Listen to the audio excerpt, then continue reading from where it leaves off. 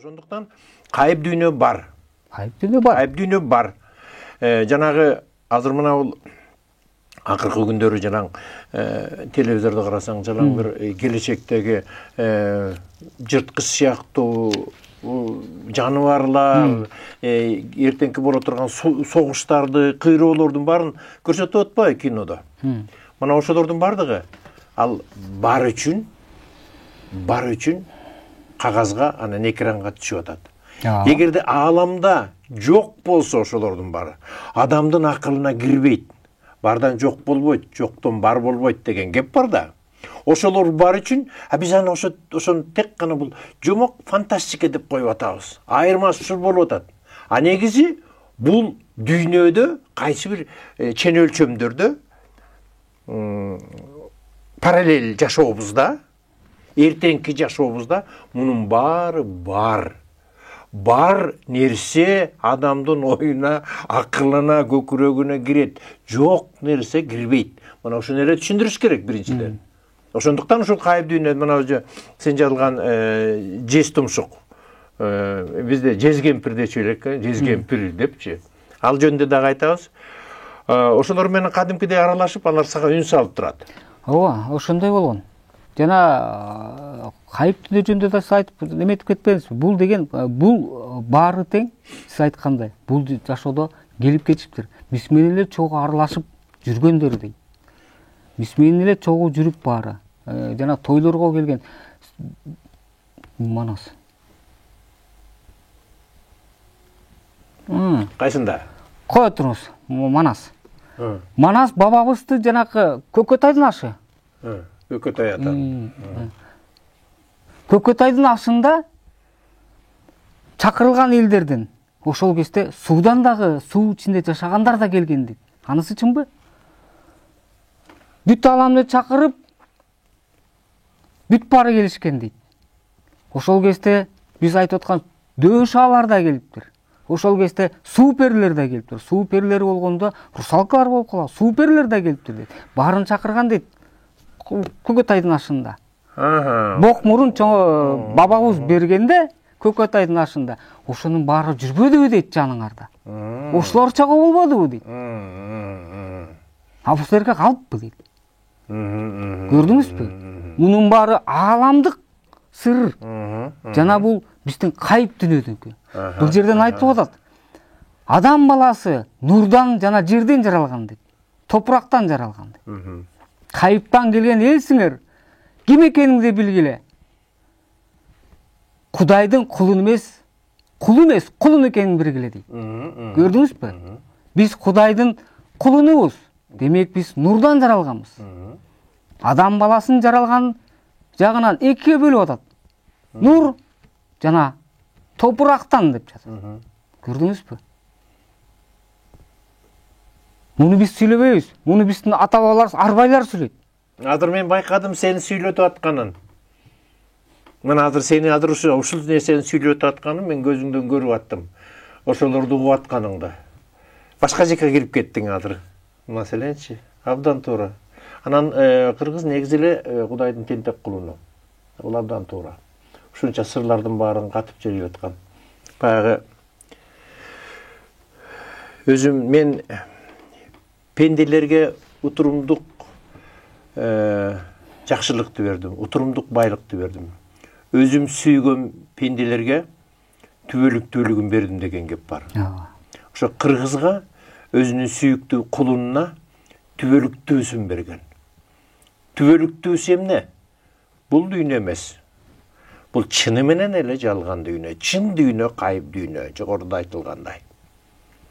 Мына ошол жактагы сырлардын, ошол жакта адамзаттын бара турган багытын өтө баалуу сыйлыкты кыргызга тапшырып кеткен. Мына ошонун бири бара турган багыбызды далилдей турган. Мына бул жерде өтө терең бергенсиң. Ушулардын бардыгын жазуусунда табиятка болгон мамилени бергенсиң эң башында. Мына чоң ата мерген, чоң ата небереси менен баратканда айтып отурган табиятка болгон мамилени, жаратылышка болгон мамилени, отун сууга дегендей баарына болгон мамилени бергенсиң. Bu Мерген Каарман, Мерген Аксакал небересі менен. Бұл өзүнүн прототип деп коет го, жазып атканда бирөөнү барбы же бул Аксакалдагы өзүнчө мында ата Арбай болуп жолуктубу? Бул кишилердин баары бул дүйнөдө жоктор. Бул дүйнөдөн кеткендер. Бул дүйнөдөн кетип ата Арбайбы, балким жанакы айтып аткан Арбай менен Арбактын айырмасы бирөө бул дүйнөдөн Арбай болуп тирүү бойдон кеткендери Арбак болуп жашырылып калгандары, көмүлүп калгандары деп айтсак болот да. Эми бул кишилер ушул жашырылып калгандар, бул дүйнөдөн өткөндөр, Арбак болгондор. Ошол кишилердин айтып берүүсү, ошол кишилер менен ошо чогуу жүргөнсүгөнү, мына ошонун баарын эметилгенде, бул мындай айтканда ошол кишилердин тагдырыбы же ошол кишилердин эмеси ушундай да. Алардын айтып берүүсү менен мен өзүм жазуучу болсом, балким ошолордун катышуусу менен ошол рухтардын, туура. Мен өзүм жазуучу болсом, мурун жазып көрбөсөм, мен муну жаратуучу бербесе, кайып дүнөм бербесе, мен муну кайдан жазам?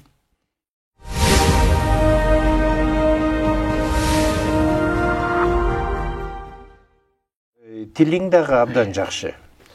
Окурмандарга дагы жөнөкөй, бирок жөнөкөй эмес, байыркы сөздөр менен да жазылган жерлер бар экен. Мындай архаичный сөздөр менен деп коет го биздин тилибизде. Анан жөнөкөй, бирок мына орус тилин, орус мектепти бүткөн бала жазы деп айта албайм. Мен окуганда бир күндө эле, бир 2 күндө бүттүм окшойт, 2 күндө окупчу мунучу. Өтө жеңил, түшүнүктүү, тили дагы, окуялар дагы эң негизги баары сүйрөп кетет экен, биринин артынан биринин кызыктырып, анан эмне болор экен, кантип баратат, эмне болот байкуштар деген нерседе. Бул китепте жез тумшук жөнүндө кеп кылалы. Жез тумшук деген эмне өзү, ким өзү? Жез тумшуктун айтуусуна караганда, булар илгери адам затындай эле, адам эле болуптур да. Анан булар каргышка калып калгандар. Анан булар деген кандайча неметип калган? Булар деген башка дүйнөгө иштеп, бул жерден жазып атам неме деп. Кескелдирик адамдар. Илгери замандарда ошо кескелдирик адамдар менен согушуп, адам баласы жеңилип баратканда, биздин ата бабаларыбыз, ата Арбайларыбыз кайып дүйнөдөн келип, адам баласына жардам берип, анан эметип кеткенде, ошол кезде булар ошол жез тумшукка айлангандар. Буларды бул китепти окуп чыксаңыздар, билсеңиз керек, буларды деген мансап менен байлыкка азгырып алган да. Азгырып алып, ошол кезде анан кийин буларга өзүнүн адам затын, адам баласынын канын ичиришкен да. Канын ичиргенден кийин булар анан кийин ошол жез тумшукка айланып кетишкен. 12 жашка чейин адам баласында эле жашап, 12 жашынан кийин анан кийинирээк тырмактар өсүп, анан мурундагы жез тумшуктары өсүп, адам баласынын канына тойгусу келгендер.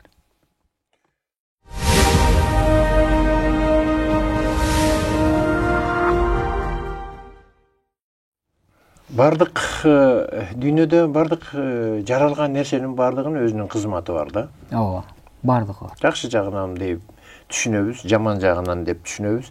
Негизи ошонун бардыгы эле адамга берилип аткан негизи сабак сыяктуу эле да. Жер өзү, мен дайыма айтам, жер өзү бул жан дүйнө өстүрүүчү гүл бакча, жер өзү мектеп. Ушул мектепке канча жыл өмүр берсе ошол сабак окуп атабыз. Күнүнкүсү күнүнө сабак болуш керек деп эле айтып эле келем. Дагы эле айтып берем го тегсе. Анан мына ошол жерде өтө жакшы берилген. Адамдарга булардын өзүлөрү тийишпейт экен. Тек гана адам ошол табиятка, ошолордун чөлкөмүнө зыян келтире баштаганда, анан ошондо алар мындай коргонушуп бир четинен, экинчи четинен адамды теске салуу, тарбиялап туруу кызматындай көрүндү да менче. Мындай ордуңду бил дегендейчи, ар бир өтө ашып кетпе. Жаратуучунун мыйзамын бузба. Жаратылыштын мыйзамын бузба.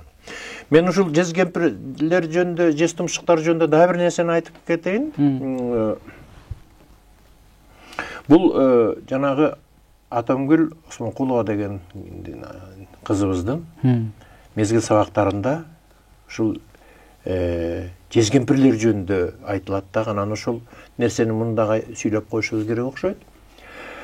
Алар каяктан пайда болгонун.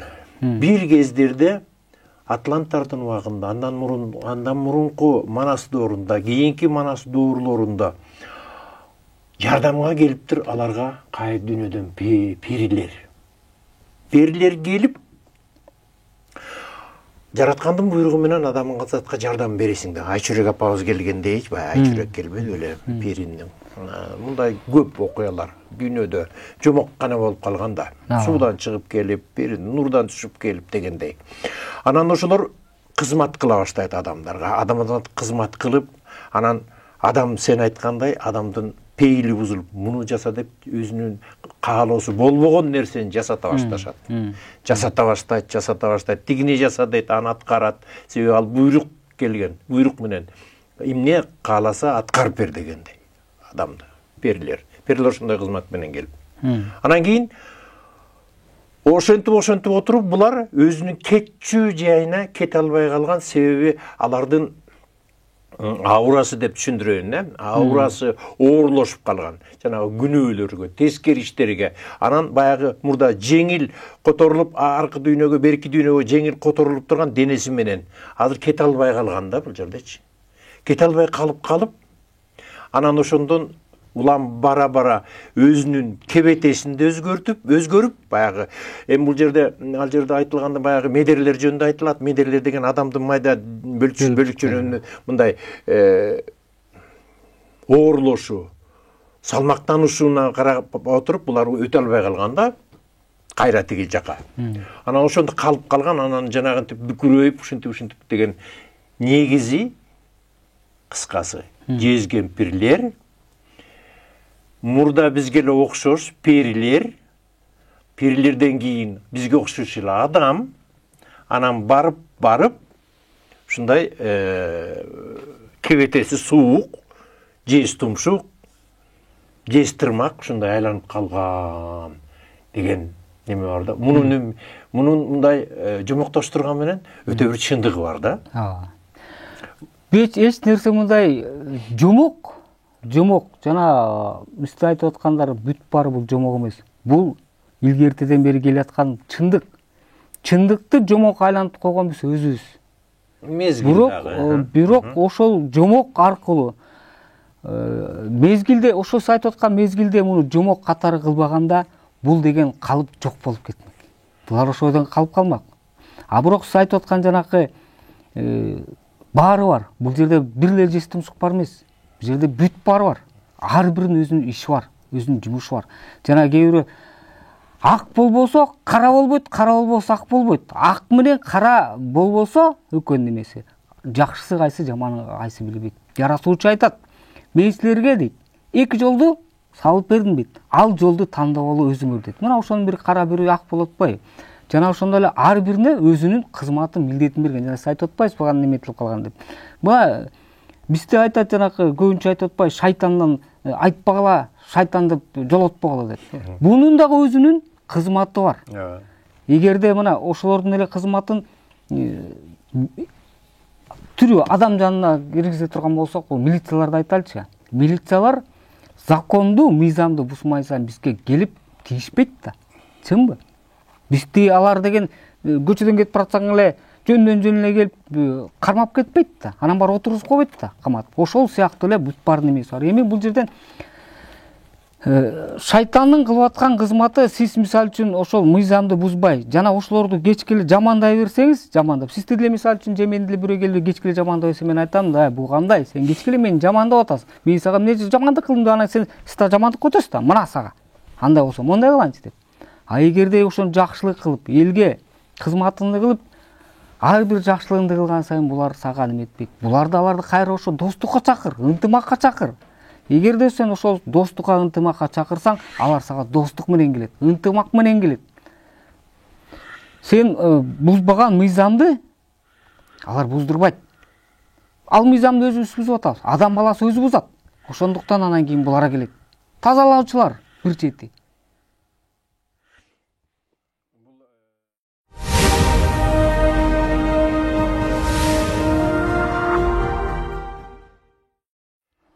Сырды Капчыгайда Бала Баатыр деген болгон экен. Şu Бала Баатырды мен башында окуп атканда баягы Манас деп, Манастын 40 чоросу деп түшүндүм башындачы. Бул ушул жөнүндө кеп кылсаң. Бала Баатыр ким?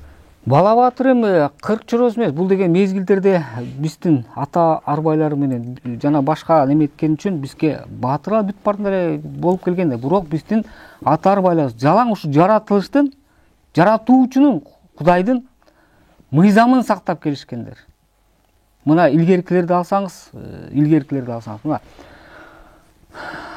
Рим империясын көчмөн калчактуу эле. Эми ал жакты деле коюп турайлычы. Манас бабабыз талайлы. Манас бабабыздын эмнеликтен Кытайдын чапканы. Ар ким ар кандай айтат. Ар кимге версиясы өзүнчө айтат. Бул Манасты ар бир окуган сайын ар бирче башкача келет. Түшүнүктөр да башкача келет. Эмнеликтен эми бул Кытайды чапкан жери бар. Калмакты. Жанакы улуу газатка чыгып атышпайбы? Улуу газатка чыкканда бул жерде жанакы дөшалар менен урушуп деп атышат. А Кытайдын мыйзамын жаратуучунун мыйзам бузганы кандай? Жанакы биздин Алмамбет атабыз бияка эмнеликтен качып келип атат?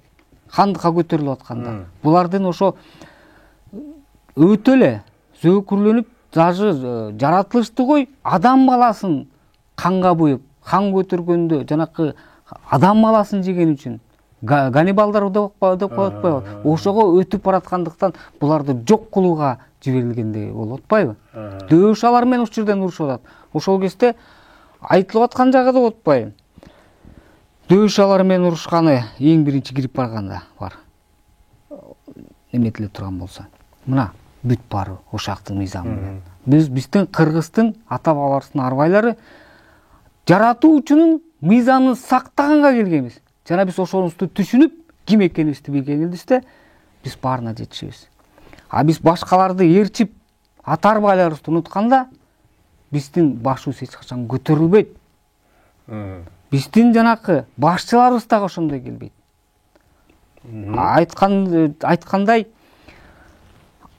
элиң кандай болсо, падышаңды ошондой берем дейт.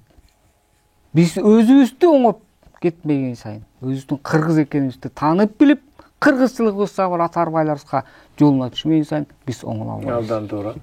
Биз эмете албайбыз. Жана айтып атпай, кыргыз башкарат десе эле ойлошуп болуш керек. Бул дүйнөнү бар президент бол. Жок. Андай эмес. Биз өзүбүздүн демибиз менен, өзүбүздүн туура жолду, багытыбызды көргөзүүбүз менен гана бара алабыз. Ошондо биз баарын оң жакка салабыз. Биз ошон үчүн келгенибизди билгенде, анан биз ошондой өсөбүз. Бизди эч ким өстүрө албайт.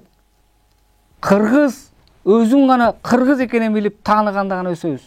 Жана мунун жок дегенде 80%биз 50%ден ашканыбызда биз ошондо алып кете алабыз. Жана биз башка дүйнөгө алып чыгып кеткенге биздин возможность болот. Башкаларды алып кеткенге. Эми меники төгүм болбос үчүн, ата арбайлардын айтуусу менен төгүм болбос үчүн Жылдеңер келсе, Орус'ta katılıp жатқан тарыхтар ағыла. Жылдеңер келсе, Индияда қатылып жатқан бұрақтарды атып шыққыла. Мына ошақтан сілер табасыңар. Қытайдан іздегіле. Бұл жерден тағып шығасыңар. Қытайдан 10 жер астында 10, жер үстінде 10 тұрған тарихын қарап шыққыла. Қытайдан іздегіле біріншіден. Индиядан іздегіле. Башқырақтардан қыла. Санжыра, тарихты іздегенде сілер бір ғана жазуны қарабастан өзүңөрдүн санжыраңарды карагыла, өзүңөрдүн байыркыңарды карагыла. Санжыра буда тарых жазыңар келсе, санжыраны да карап, анан жазуу түрүн да карагыла. Ошондо биз өзүбүздүн ким экенибизди таап чыгабыз. Ошондо биз анык чындыкка жетебиз. Ага чейин биз басканы баскан, жогу жоктой, турганы турган.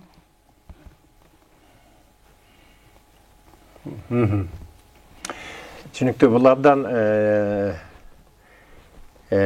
туура айтылган себеби дегенде мындан 2 жыл мурун Кыргыздын тарыхы биздин доорго чейин 5000, азыркы доору менен 7000 жыл деп Төлөк Төрөкандын аксакалдын кытайлык кыргыз санжырасын айтып чыксак кабыл албай элдин баардыгы, академиктерге чейин бул жөнүндө да айттым эле. Көпчүлүгү кабыл албады. Баягы сизге окшош, бизге окшош адамдар муну түшүнүп чындык экенин. Ал эми азыр жакында эле биздин тарыхыбыз биздин доорго чейин 10.000 жыл бар экен деп телевизордон ошол эле биздин окумуштууларга тиги Кытайдан ачып беришти бул сырдычы. Каяктан издеш керек деп атпайсыңбы? Ушу Кытайдан издеш керек, Ватикандан издеш керек. Ватикандагы сүрөт акыркы Иса пайгамбардын сүрөтүн чыкты. Иса пайгамбарга сыйынуу деген сүрөт бул Бенедикт 16-нын убагында жарыкка чыгып кетти интернет булактарына. Кадимкидей эле мынанда калпак менен кыргыз отурат, малдашта конуп. Тегерегинде башка улуттун адамдары этеген кармап отурушат. Бул сүрөттүн өзүнүн аты Иса пайгамбарга сыйынуу. Муну азыр эч ким ачпайт муну. Муну азыр ачса, элдин баары дүйнө азыр аңтарылып кетет. Бирок бул канча кылымдардан бери, мына 2000 жылдан бери катылып, сүрөткө тартылып, ошол жака сакталып, катылып келген. Бир жолу чыгып кетип, андан кийин азыр кайра токтотуп салды, бирок анын оригинал дебейин, бирок көчүрмөлөр, сүрөттөрү бар бул. Ушу Иса пайгамбар боюнча эле, Иса пайгамбар өзү айтып атат. Мен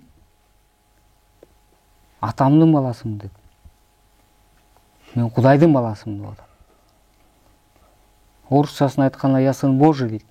А вы рабы Божии дейт. Көрдүңүздөрбү? А ошондой эле Иса пайгамбардын ушуле христиандарда жана башка немете айтканда айтылып атат. Иса пайгамбар кайыптан келди деп. Жоктон төрөлдү деп. Мунун атасы адам баласынан эмес деп. Бул кайыптан келди. Көрдүңүздөрбү? Ошондой эле Иса пайгамбар айтып атат. Я сын Божий дейт. Мен Кудайдын баласымын дейт. А силер Кудайдын кулусуңар деп атат. Вы рабы Божий дейт. А бизде кыргызда айтат. Биз Кудайдын кулунубуз. Мына биздин дагы бир жакчагыбыз. Нурдан жаралып атканыбыз, кайыптан келгенибиз. Муну өзүбүз көкүрөгүбүз менен сезип, өзүбүз муну баамдап, өзүбүзгө алмай сайын биз эч качан көтөрүлө албайбыз. Биз пока баарыбыз бирикмейин сайын кыргыз эли жана башка немелер дагы жанакы дээринде бар көкүрөгү ачылгандар бары бирикмейин сайын болбойт. Анткени убакыт келди. Убакытты кармашыбыз керек, биригибиз керек. Антпесек тияк чабып жата. Каттуу бордот. Мына ушул Бала Баатырдын баягы согушуп анан кайра издеп келгенде чоң туман пайда болот да. Чоң туман пайда болуп, анан ага чейин ошо жарадар болгондор, каза болгондордун баары ошол чөлкөмдө болушат да, анан булут менен кошо көчүп кеткени. Аябай көркөм жакшы жазылганда, мындайча айтканда, баары тең рухка айланып кеткени, кайып дүйнөгө шейит кеткендер жөнүндө бул абдан жакшы айтылат. Анан сөзүмдүн суроомдун башы бул Бала Баатыр кандайдыр биз билген тарыхтагы баатырлардын менен айкалышабы, же болбосо бул дагы эле мындайча айтканда бир четинен адреси жок, бир четинен дайыны жок, качандыр бир болуп кеткен бала баатыр, кыргыздын баатырларынын катарына кирип калабы. Бул дагы ошо качандыр биздин бабалардан качандыр өтүп кеткен. Бабаларыбыздын эле бири. Бул дагы. Жана биз айтып атпайбызбы, тарыхты биз тереңдеп издешибиз керек деп. Тарыхты деген, эми бул деген ошон үчүн берилип атпайбы? Берилген болуш керек. Эч нерсе эч качан катылып калбайт. Кылым өтсө дагы кайра көтөрүлүп чындыкка чыгат. Мына ошол сыяктуу эле. Эми бул жерде Сырдык Капчыгай деп мен өзүм жашка менен бул кажердеги Капчыгай экенин өзүм биле албайм. Эмне болгон Капчыгай экенин өзүм биле албайм. Бирок бул Капчыгай бар экенин билем. Ушул биздин Кыргызстанда экенин билем.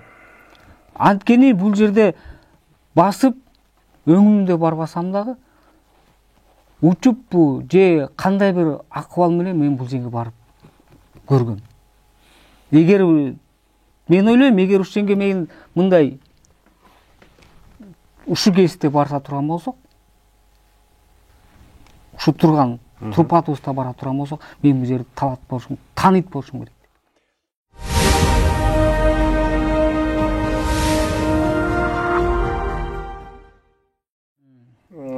Азыр чындыгында Темирбек Токтогазиев экөөбүз көп жерлерди кыдырып, ушул боюнча дагы мындан башка дагы немелер, анан видео тасмаларга түшүргөнбүз. Өгүнү бул китепти ал киши да окуду. Анан экөөбүз бул талкуу кылдык. Каякта бул бар экенин деле биз ишенебиз буга. Анан Таласта, Көлдө, Ат башы, Нарын, бардык жерлердин бардыгын карап чыктык. Анан мындай кылалы дегенбиз. Балким азыр телебир бүткөндөн кийин ошолордун видеолордун көрсөтөлү. Биздин болжолубуз боюнча бир жер бар. Эми аны азыр тактап элдин баарын мындай кылбайлы, мындай көрүүчүлөрдүчү бушайман кылбайлы. Бирок бул чындыгында бар экенин, ал жөнүндө дагы башка адамдардын кеп кылганын, тек гана жөнөкөй эле адамдар, жазуучу жок, китеби жок эле. Ушундай окшоштуктар бар экенин көрдүк. Анан ушунун боюнча мындан кийин азыр телебир бүткөндөн кийин ошону көрөлү. Анан эгерде болуп калса, анан бул жөнүндө дагы кийин өзүнчө телеберүү кылабыз. Сырдуу Капчыгай китептин эң бир жакшы жери аягында ошо каарман жакшылык. Жакшылык. Жанагы жес тумшукту өлтүрбөй коет. Акыркысынчы. Анан жес тумшуктардын алдагы сезимдери, дүйнө таанымы ошол мыйзам менен жашаганын айтылат дагы. Ошо мыйзамдар ушул жерин мага жакты. Мага жакты дегеним. Эми бул жерде мынандай жөнөкөйлүү баарлашып отурабыз, баягы жөнөкөй суроо салып. Ушул экөөнүн сүйүүсү жөнүндө бала кездеги. Ошол жөнүндө баштап айтып берсең. Бул мындай да болуп калды, ушул жагын бир айтып кетейинчи. Айт. Буну жазып анан немеге түшүш керек болуп калды. Ручка менен жазып атам да. Анан печатка түшүш керек болуп калды. Анан ал кезде компьютерди эле көп колдончу эмесмин. Анан дос балам бар. Өзүнүн аты Салбай, Сашка деп коебуз да. Ал өзү ошо ал кезде милицияда иштейт, азыр эле иштейт. Анан ага барып калдым, досум, короче, мага мондай керек. Машинка керек болду. Эмне кыласың дейт. Ушундай керек болду. Бир китеп жазып аттым, ошого неметмесем. Ал адвокат болуп иштеп жүргөндү билчү да. Эмне жумушка керек дейт. Жок, жумушка керек жок, мындай керек болуп атат, чыгса бербейсиң десем, анан немесин берип атпай, печатный машинасынчы. Менде турат бар кабинетинен компьютерге өткөндө булардын баарын ыргытып немеге списанияга кетиргем. Ошондо бир талкууга берейин деп. Анан аны алып келип атпайбы? Алып келип ушу компьютерге түшүрөйүн десем, түшпөй койду да. Анан жана немеси да жок экен, кагазы дагычы.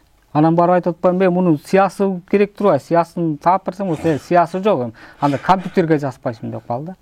Анан макул дедим, анан компьютер алып, ноутбукка жазайын десем, бул жазылбайт экен байке. Эмне кыйналасың дейт. Ручкага жазып анан тияка сразу эле немеге жазбайсың дейт. Алар жумушка жазып туруп көнүп калышкан немелер, сразу эле компьютерге жазбайсың.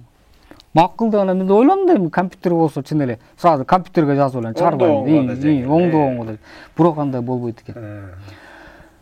Анткени баягы жазып көрдүм. Ошону жазып баштаганда эчтеке жок. Ой да жок, баягы айтып берүүчүлөр да жок. Ушундай болуп калат экен да. Анан бул качан бул болбойт экен деп аны коюп анан ручканы алып, эми баштайлы да отуруп ушундай баштасаңыз, анан ручка менен ой дагы, анан ошо бирөө сүйлөп атканы дагы үндүр да ушундай келет экен. Анан ушул жазып аткандачы, колуңуз кете берет экен, кандай жазылып кетип бараткандагы уже неметпей каласыз. Риторикабы кандай ушу кете берет колчу өзү эле. Ушуну жастырып да коет окшойт да кол менен. Анан мунун баары башында сыры болчу. Мунун кызык жери дагы бар. Жана Манасчы бир агабыз бар эмеспи? Бир Манасчы агабыз бар. Атын Бакчиев. Ошого жолугуп калып анан ошол кишиге ушундай көрүп жатпаймы? Байке ушундай неметип калды. Анан мунун ошону берсем, анан сүйлөшүп отуруп калсак, Бакчиев байке айтат. Ушундай башкалар мындай айнып калды деп ойлобойбу, ушундай болду эле деп ушинтип айтып берсем, эмне деп ойлойт болду экен элдер десем, сенин бул бүт баары чындык дейт. Бизге деле ошондой болуп кетет. Сен ойлобо башкалардын сен ойлобам дейт. Ошондой ошол киши айтып берген да. Анан бул китепти дагы чыгарып атканда жанакы Кадыбаева деген апабыз бар да, менин дос баламдын апасы, менин да апам, Айша апабыз. Нарында Кадыбаева Калима деген. Ошол апабыз ошо неме болуп калды. Эми анда дагы уялып жүрүп неметип калдым да. Анан барып сурап калдым, апа ушуну сиз китеп жазып жүрөбүз, неметип жүрөбүз, редакторуңуз барбы? Редактор айтат экен десем, эмне болду дейт. Ушундай китеп жаздым эле. Ошону немети чарайын дедим эле десем. Анан айтып калды. Ай, балам, эмне кыласың редактор айтат экен? Мен өзүм эле редактор деп турам. Алып кел бак. Немелер бар да. Мен бир сыра көрпөйүн алып келип алдым. Анан барып калдым. Көтөрүп алып китебимди. Көтөрүп барып анан мына десем, намаз окуйт ал киши. Ал киши айтып калды. Балам, тияка коюп кой, мен намазымды окуйн. Анан чытап кой. Мен эметип коем деп. Карап коем деп. Анан баягы отуруп, досум экөөбүз баарлашып, чай ичип, отуруп, анан кеттик да. Анан кетип барат эметсем, анан кетип баратканда апайым жакшы калыңыз. Эмне кылайын? Балам, коюп кой. Анан неме болсо мен сага чалып турам деп сурайм деп. Ошондон эми мында көп жери бар, кызык жерлерчи. Анан бир чети ошол кишинин аркасы менен чыгып калды бул китепчи. Ал киши айтты, балам, менин тирүү кезимде ушул китепти чыгаргын. Сенден мага эчтеке керегим жок. Сага байлыктагы жана ал кезде машинем бар болчу. Боо тээп жүргөн машинең дагы сага төлүк толуп, мунун да снат жоголот. Менин тирүү кезимде бул китепти чыгаргын. Элге жетсин деди да. Элге жетсин. Анан ошону неме болосун деп. Керек болсо, кааласаң мен сен менен чогуу барайын, чогуу чыгарайлы. Бар неме эткен жерлергечи, басмаканага барып мен өзүм сүйлөшөйүн магам. Ошонун аркасы менен чыгып калган да. Анан жанакы Бала Баатырдын, сиз айтып аткан Бала Баатыр бул дүйнөдө келип кеткен баатырлар. Чындап. Муну жок деп айтууга болбойт. Эгер жок деп айта турган болсок, мен муну кайдан жазмак элем? Ошолордун арбайлары менен жазылып атат. Эми жаратканым ошону берип коюптур. Албетте, болуп өткөн булардын баары ошо мен суроом ошол кайсыл баатырга тиешелүү болду экен, ушу жер тактап коюу иретинде сурап атканымда. Дагы бир жолу урматтуу теле көрүүчү, биз менен бүгүнкү мейманыбыз Жеңишбек Дүйшеналиев Сырдуу Капчыгай. Эстеп коюңуздар. Мүмкүн болсо нускада бар бизде. Нускада бар ушул китептерди. Менимче бул өтө баягы көкүрөктөгү издеп жүргөн нерселерди дагы бир четинен окулушу абдан жумок катары окулганы менен ушул жерде арыраак тереңирээк карап көргөндө өтө бир купуя кыргыздын баалуулуктары. Ошол чоң ата Мерген чоң ата башында бул приемдагы абдан жакшы алынган, баягы чоң атасы урпагына улуу нерселерди үйрөтүп кетүү, айтып кетүү, милдетинен кутулуу иретинде, мойнундагы парыздан кутулуу иретинде ушундай өзүнүн китептин стили дагы жакшы башталган экен. Ошондой сырдуу нерселер бар. Анан бул жерде эгерде табиятка жамандык кылбасаң, ал сага жамандык кылбайт деген бирден бир эле эң негизги не түшүндүм да. Бул табият ошол адамдын жан дүйнөсү. Бул жерде мергендин өзүнүн немедеги баягы Бишкекке, Фрунзеге келип окугандагы окуялар, анан жана Ленинградтан багып алган Катя деген кыз, кандай ушундай бир көп окуялар өтө бул жерде өтө көп, анан бардыгы түшүнүктүү, аягы болсо өтө эле кайгылуу кылып коюпсуң да. Эмне үчүн? Муну мен бил дегенди билем, билбей дегенди биле албайм. Эмнени берсе, ошону аткарышым керек. Кандай болсо ошондой кылып жеткизишим керек. Ошол сыяктуу эле бул ошондой болуп калыптыр ошакка, тиги дүйнөгө кандай дейм, бул жагы да бар болуш керек. Бул дүйнөдө эч ким түбөлүктүү болуп калбайт. Башталчу иштин, башталган иштин аягы бар. Эч качан түбөлүктүү эч нерсе жок. Келип кетчү. Бул дүйнөгө биз да ошо конокпуз. Бул дүйнөгө жаратуучу бизди өсүүгө жөнөткөндүр. Биз ошону таанып билип, ошону өсүшүбүз керек. Андан кийин башка жагында. Ааламда чексиз 70 000 ааламды жараткан жаратуучу жер шарына бизди конок катары жана өзүбүздүн азырынча айтканда рух демибизди өстүрүүгө жиберген. Анан кийин эле анын баарын унутуп калып эле, өзүбүздүн ким экенибизди унутуп коюп эле, байлык менен мансап деңсеп, ошонун артынан эле жүгүрүп калбадыкпы? Жок, андай эмес. Биз өзүбүздүн жан дүйнөбүздү байытышыбыз керек. Абдан жакшы. Мына бул жерде урматтуу эле көрүүчү каарман болуп Мерген деген аксакал. Анан ошол Мерген деген аксакал жаш кезиндеги болгон окуясынан ушу көзү жумулганга чейин өзүнүн тагдырын небересине айтып берген. Небереси ошонун баарына катышкан каармандарды айтып атам да. Мына ошол жерде өзүнүн достору менен Жибек, Катя деген ошолор каармандар бар да, ошолордун тагдырынын аягына чейин кийин студент болуп жүрүп, чоңоюшуп, турмуш күтүп, анан жашоосун өткөрүп, анан жашоосунун аягында ошол жерде бул дүйнөдөн сапар алышат, о дүйнөгө. Анан ошол каармандардын суроом ошондой болду да, көрүүчү, кийин окуучу окуп алгандан кийин түшүнөсүз, ошондуктан бир нерсени түшүнүктүүрөөк болсун деп кайталап атам да, кыскасычы. Анан ошол кайгылуу бүткөнү, бул эми жашоо дегенде, жашоо өзгөртө албайсың. Бирок ошондуктан ошол канчалык улгайган сайын ошол улуулуктарды баалагандары өтө сөзсүз эле бала кезде билинбеген нерселердин бардыгынчы. Аалам деми, адам деми, табият деми бар. Мына бул жерде айтылып айтылбай ушулар жөнүндө айтылат.